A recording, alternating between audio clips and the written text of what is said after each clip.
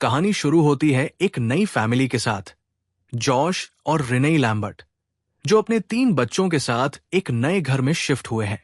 उनके बच्चों में है बेटा डल्टन, छोटा बेटा फॉस्टर और एक नन्ही सी बेबी। घर देखने में तो एकदम आम लगता है, लेकिन जल्दी ही अजीब अजीब चीजें होने लगती हैं। एक दिन डल्टन अटारी एटिक में जाता है, जहां उसे कुछ अजीब सा महसूस होता है। वहीं पर वो सीढ़ियों से गिर जाता है। अगली सुबह डल्टन उठता ही नहीं। उसे अस्पताल ले जाया जाता है। डॉक्टर्स बताते हैं कि उसे कोई चोट नहीं लगी, फिर भी वो कोमा में चला गया है। 3 महीने बीत जाते हैं, लेकिन डल्टन की हालत में कोई सुधार नहीं होता। फैमिली अब डल्टन को घर ले आती है, लेकिन तभी से घर में डरावनी घटनाएं होने लगती हैं। रिने को बेबी मॉनिटर पर अजीब आवाजें सुनाई देती हैं। दरवाजे खुद ब खुद खुलते बंद होते हैं। एक रात वो देखती है कि एक डरावना आदमी उनके बच्चे के कमरे के बाहर खड़ा है। डर के मारे वो जॉश से कहती है कि हमें ये घर छोड़ देना चाहिए। जॉश मान जाता है और वो लोग नए घर में शिफ्ट हो जाते हैं, लेकिन डरावनी घटनाएं वहां भी जारी रहती है। अब जॉश की मां लोरेन एक दिन कहती है कि उसने सपना देखा।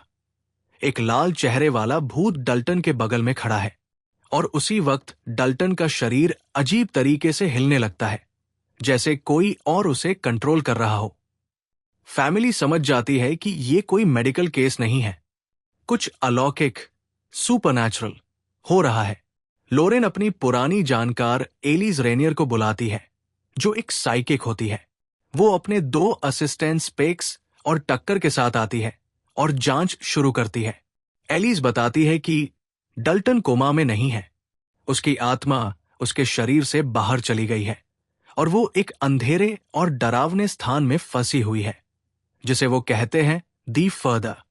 डल्टन में एक खास शक्ति है, एस्ट्रल प्रोजेक्शन, यानी नींद में उसकी आत्मा उसकी बॉडी से बाहर जाकर दूसरी दुनिया में घूम सकती है। लेकिन इस बार वो बहुत दूर चला गया है और अब उसकी बॉडी खाली है। एक लाल चेहरे वाला दैत्य, रेड फेस्ड डीमन, उसकी बॉडी पर कब्जा करना चाहता है। डल्टन को वापस लाने का एक ही तरीका है, कोई इंसान दी फर्दर में जाकर उसे ढूंढे और उसकी आत्मा वापस लाए। यहां एक और राज सामने आता है। डल्टन के पिता जॉश में भी बचपन में यही शक्ति थी। उसे भी एक डरावनी बूढ़ी औरत पीछा करती थी। एलिस ने तब उसकी यादें दबा दी थी ताकि वो भूल जाए। अब जॉश खुद तय करता है कि वो ही अपने बेटे को बचाएगा। एलिस उसे हिप्नोटाइज करती है और उसकी आत्मा उसके शरीर से बाहर निकल जाती है। जॉश दी फर्दर में जाता है, एक भूतों से भरी डरावनी दुनिया।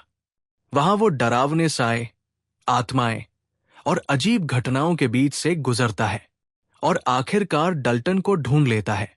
लेकिन डल्टन एक अंधेरे कमरे में लाल दैत्य के कब्जे में होता है। जॉश उससे लड़ता है, डल्टन को छुड़ाता है और दोनों तेजी से भागते हैं ताकि अपने शरीर में वापस लौट सकें। रास्ते में जॉश का सामना उस बूढ़ी औरत से होता है जो उसे बचपन से डरा रही थी, लेकिन वो उसे चिल्लाकर भगा देता है। जॉश और डल्टन दोनों सुरक्षित शरीर में वापस आ जाते हैं। फैमिली खुश होती है, लगता है सब ठीक हो गया है। लेकिन एलिस जॉश की एक फोटो लेती है और उसके चेहरे पर डर आ जाता है, क्योंकि फोटो में जॉश नहीं है, वो बूढ़ी औरत है। जॉश अब पोजेस्ड हो चुका है। एलिस कुछ समझ पाती, इससे पहले ही जॉश उसे मार देता है। आखिरी सीन में रिने आती है, एलिस की डेड बॉडी देखती है और जॉश की फोटो जमीन से उठाती है। जैसे ही वो फोटो देखती है, उसका चेहरा डर से सफेद हो जाता है। The end.